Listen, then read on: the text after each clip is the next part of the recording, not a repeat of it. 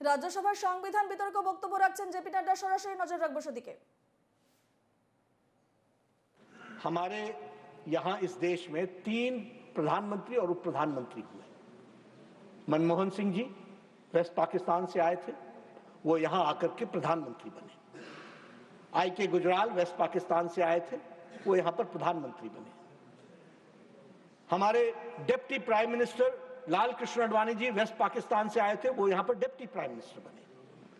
लेकिन आप आश्चर्य करेंगे कि पाकिस्तान ऑक्युपाइड कश्मीर से आया हुआ व्यक्ति जम्मू कश्मीर की विधानसभा में पंचायत का चुनाव नहीं लड़ सकता था। वो विधानसभा का सदस्य नहीं बन सकता था। ये आर्टिकल 370 की देन थी, जिसके बारे में अभी भी लोग बोलते हैं कि आर्टिकल 370 को वापस लाना चाहिए। वो आर्टिकल 370 क्या देता था? यानी वो पंचायत का चुनाव न लड़ सके, विधानसभा का सदस्य न बन सके, विधानसभा में वोट न दे सके। They were not allowed to give votes. ये स्थिति आकर के खड़ी थी और ये आर्टिकल 370 के तहत हम लोगों को देखने को मिला। आपको जान करके बहुत आश्चर्य होगा कि जम्मू कश्मीर में पंजाब से सफाई कर्मचारियों को लाया गया और उनको बसाया गया और उनको कहा गया कि आपको यहां पर हम जम्मू कश्मीर की नागरिकता देंगे। आप आश्चर्य करेंगे उपसभापति जी कि उनको इतने सालों तक सिर्फ सफाई कर्मचारी की नौकरी का अधिकार था, बाकी उनका बेटा न डॉक्टर बन सकता था, न इंजीनियर बन सकता था, न वो एडमिशन ले सकता था। आप देखिए कि कानून को की धज्जियां इस आजाद भारत में, अगर हम ग्लोरियस जर्नी ऑफ 75 इयर्स की चर्चा कर रहे हैं तो ये बातें सामने आनी चाहिए कि सफाई कर्मचारी का बेटा सफाई कर्मचारी बन सकता है। He will not get admission in engineering college. He will not get admission in in medical institutions, and he will not get any reservation for any services in Jammu Kashmir. ये स्थिति ला करके खड़ी की। मैं धन्यवादी हूं इस पार्लियामेंट का। और again after the bad lot we got the good lot, and at the good lot on 5th of August 2019 abrogated Article 370,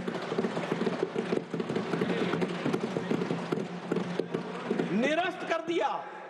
मुझे याद है पुराने हॉल में सब लोग आके यहां बैठे हुए थे धरने पर। इतिहास इस बात का गवाह है कि आप किस कानून के लिए धरना दे रहे थे, किस कानून का विरोध कर रहे थे, किस लिए विरोध कर रहे थे। आज आदरणीय प्रधानमंत्री जी को मैं बहुत बहुत सिर से बधाई देता हूं कि उनके सूझबूझ के कारण आज जम्मू कश्मीर भारत का अभिन्न अंग बन गया, पार्ट एंड पार्सल बन गया। ये हमको ध्यान रखना। अभी कल हमारे आदरणीय खड़गे जी अब कहते हैं कि हम इमरजेंसी की चर्चा करते हैं। भाई आपने 25 साल में ये तोहफा दिया संविधान में, 25 साल का पहला तोहफा आपकी तरफ से आया, हम चर्चा क्यों ना करें? आप कहते हैं कि अब कल अभिषेक मनु सिंघवी जी कह रहे थे अरे भाई हमने माफी मांग ली, माफी हो गई, आप इमरजेंसी को छोड़ दीजिए। हम कैसे मान लें? अभी इमरजेंसी को आए हुए 50 साल अगले साल हो जाएगा। 25 तारीख को लोकतंत्र विरोधी दिवस मनाएंगे। इंडियन नेशनल कांग्रेस भी उसमें शामिल हो, इस बात का हम आह्वान करते हैं।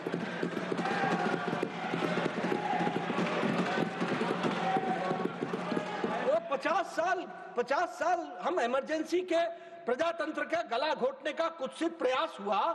अगर आपके दिल में कहीं भी उनके प्रति कोई रहम है, अगर आपके दिल में कहीं कोई प्रायश्चित है, तो मैं आह्वान करता हूं और आपको बिफोर टाइम बताता हूं, 25 जून 2025 जरूर आप लोकतंत्र विरोधी दिवस में शामिल होइए और उसके बारे में आप चर्चा कीजिए। अब उसमें भी मैं एक बात कहना चाहता हूं, इमरजेंसी किस लिए लगी? देश को खतरा था क्या? देश को खतरा था क्या? नहीं, देश को खतरा नहीं था, कुर्सी को खतरा था।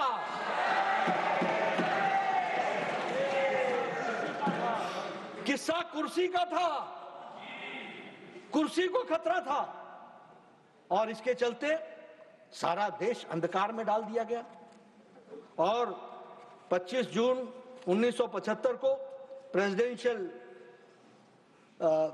असेंट के द्वारा आर्टिकल 352 ऑफ द कॉन्स्टिट्यूशन में इंटरनल डिस्टर्बेंस बताते हुए फंडामेंटल राइट्स को 19 और 21 आर्टिकल को निलंबित कर दिया गया और उसमें लगभग 1 लाख से ज्यादा लोग नीसा और डीआईआर में बंदी हुए 22 महीने के लिए 1 लाख से ज्यादा। और मुझे यह गौरव के साथ कहना होता है कि उस समय के जनसंघ और उस समय के आरएसएस के लोग उसमें कम से कम 75,000 से ज्यादा हमारे लोग थे जो जिनको बंदी बनाया। प्रजातंत्र की रक्षा के लिए हम सब लोगों ने अपने आप को आत्मसात करते हुए, और मैं यहां यह भी बताना चाहता हूं कि जहां 1 लाख से ज्यादा लोगों को मीसा और डीआईआर में बंद किया गया। अब देखिए, ये जर्नी में बातें आती हैं तो ध्यान में रहती है। मनोज जी बैठे हैं, हमारी मीसा भारती जी पहले सदस्य रही हैं यहाँ की, आजकल लोकसभा की सदस्य हैं। आप लोगों को मालूम नहीं होगा उनका नाम मीसा क्यों पड़ा।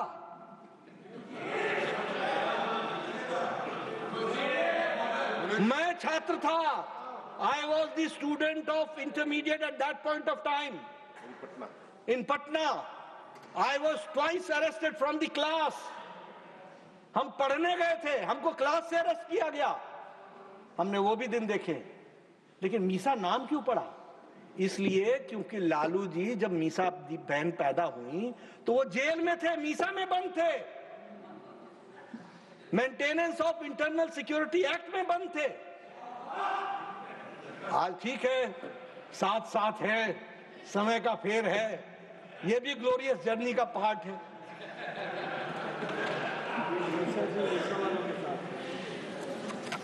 मैं यहां एक बात और कहना चाहता हूं। आजकल इस बात की भी बड़ी चर्चा होती है कि मीडिया का गला घोटा जा रहा है। कल गोदी मीडिया कह दिया गया, कल और कुछ कह दिया गया। अरे आपको मालूम नहीं है मीडिया का तपस्या? आप जरा 1975 के इंडियन एक्सप्रेस और स्टेट्समैन के आप एडिटोरियल्स निकाल करके देखिए, ब्लैंक है, ब्लैंक। और वो डट के खड़े रहे। आज हम भूल नहीं सकते स्वर्गीय रामनाथ गोयनका जी को, जिन्होंने इंदिरा गांधी जी को कहा था कि लोटा लेकर के आया था, लोटा लेकर के चला जाऊंगा, प्रजातंत्र की रक्षा के लिए अपना जीवन सर्वस्व कर दिया।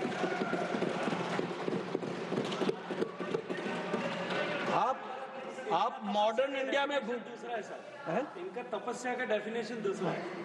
आप देखिए कैसे लोग थे जिन्होंने, बहादुर शाह जफर मार्ग में अंधेरा छा गया था, सेंसरशिप लग गई थी। कुछ लिखने के पहले सेंसरशिप से उसकी क्लियरेंस चाहिए थी।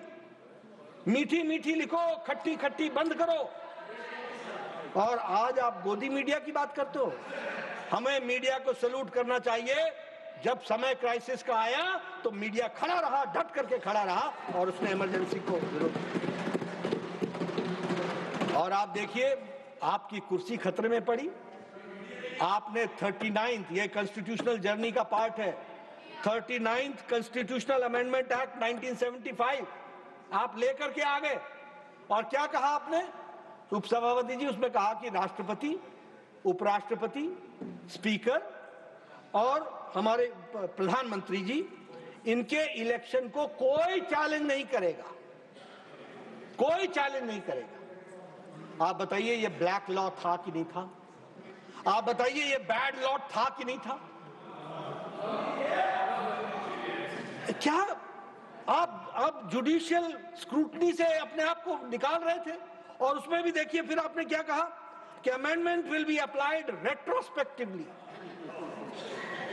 पीछे से लागू होगा। यानी अपने करतूतों को छुपाने के लिए और करतूतों से बचने का तरीका ढूंढने का काम किया। और उसके बाद आप देखिए, आप यहीं पर रुक जाते तो भी हम समझते। आप 42nd कॉन्स्टिट्यूशनल अमेंडमेंट एक्ट 1976 लेकर के आ गए। वो 42nd कॉन्स्टिट्यूशनल अमेंडमेंट एक्ट 1976 क्या था? वो उसके इतनी फार रीचिंग इफेक्ट थे, इतने फार रीचिंग इफेक्ट थे कि it was almost like the rewriting of the constitution.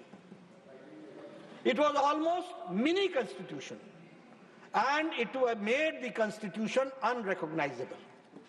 आज हम संविधान निर्माताओं की चर्चा करते हैं तो हमें यह ध्यान में रखना चाहिए कि आपने कॉन्स्टिट्यूशन के स्पिरिट को चेंज करने का प्रयास किया है, कुत्सित प्रयास किया है।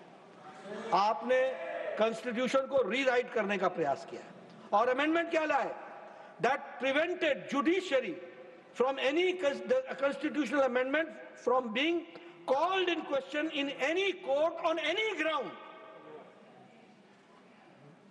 हमारे संविधान निर्माता कॉन्स्टिट्यूशन के बेसिक स्ट्रक्चर पर चर्चा कर रहे थे। हमारे संविधान के निर्माता फंडामेंटल राइट्स पर चर्चा कर रहे थे और उन्होंने इंश्योर किया। और यहां जुडिशियल रिव्यू में जुडिशरी को कर्टेल करके एक ही स्ट्रोक में फैसला कर दिया कि कोई भी फैसला कॉन्स्टिट्यूशनल अमेंडमेंट का वह कोर्ट के किसी भी ग्राउंड पर वह कोर्ट में से की स्क्रूटनी से बाहर रहेगा। और इतना ही नहीं, it restricted the courts to issue orders and injunctions। ये सारे का सारा उसमें 42nd अमेंडमेंट एक्ट में जोड़ा गया। और देखिए आपने प्रीएम्बल के साथ भी छेड़छाड़ कर दी। प्रीएम्बल के साथ भी उसमें सोशलिस्ट सेक्युलर वर्ड जोड़ दिया। हाँ, जोड़ना चाहिए था, लेकिन आपने अगर संविधान पढ़ा होता और संविधान के निर्माताओं के आकांक्षाओं को समझा होता तो आपने नहीं जोड़ा होता। क्योंकि डॉक्टर अंबेडकर ने क्या लिखा? अंबेडकर ने लिखा, there was no need to include the term secular as the entire constitution embodied the concept of secular state, which meant no discrimination on grounds of religion and equal rights and status of all citizens। अब आप बताइए, संविधान के drafting committee के chairman ने स्पष्ट लिख दिया था कि सेक्युलर शब्द की जरूरत नहीं है। चर्चा हुई थी, संविधान सभा में इसकी चर्चा हुई थी, लेकिन आपने सोचा कि अब हम करते आए हैं कि हम वोट बैंक की पॉलिटिक्स करें, हम अपीजमेंट की पॉलिटिक्स करें, एक के साथ दो साधें और वोट बैंक की पॉलिटिक्स में माइनॉरिटीज को प्लीज करें। अरे, जो संविधान निर्माताओं ने कहा कि हमारे में रचा बसा है, उसके बारे में आप सेक्युलर शब्द क्यों जोड़ रहे हो? ये संविधान के निर्माता ने लिखा। उसी तरीके से सोशलिस्ट के बारे में क्या लिखा है डॉक्टर अंबेडकर ने? On the inclusion of the term socialist he said it is against the very grain of democracy to decide the constitution that what kind of society the people of India should live in. ये हमारे democracy के मूल चरित्र को challenge करता है कि भारत के लोग किस तरीके के सोसाइटी में लिव करना चाहे, रहना चाहे, ये वो तय करेंगे, ये हम नहीं तय करेंगे और ये संविधान नहीं तय करेगा।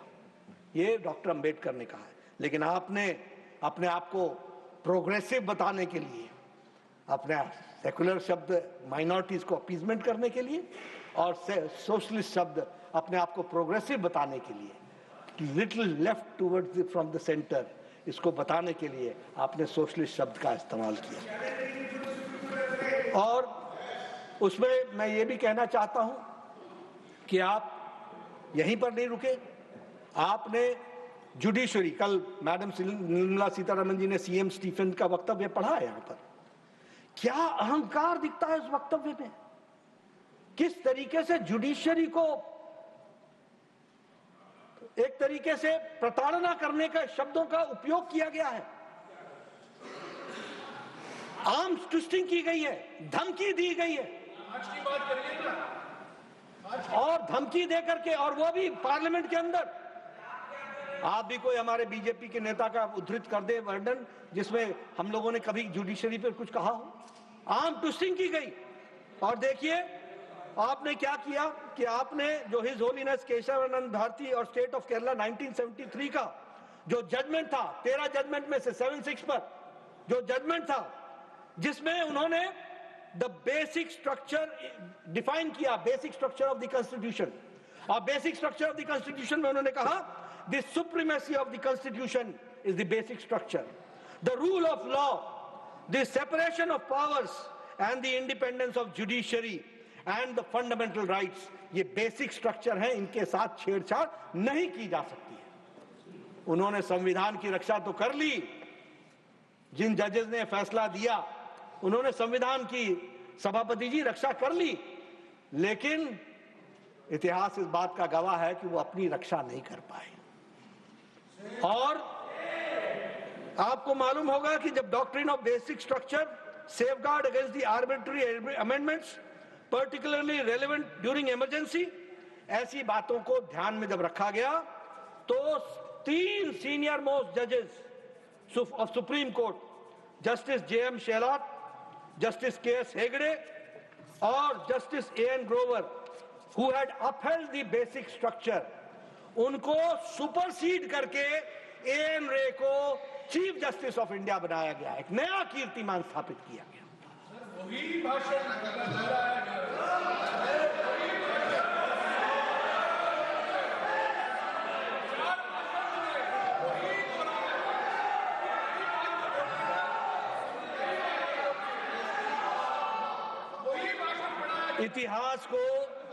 इतिहास को पुख्ता करना ये हमारी जिम्मेवारी है सभापति जी।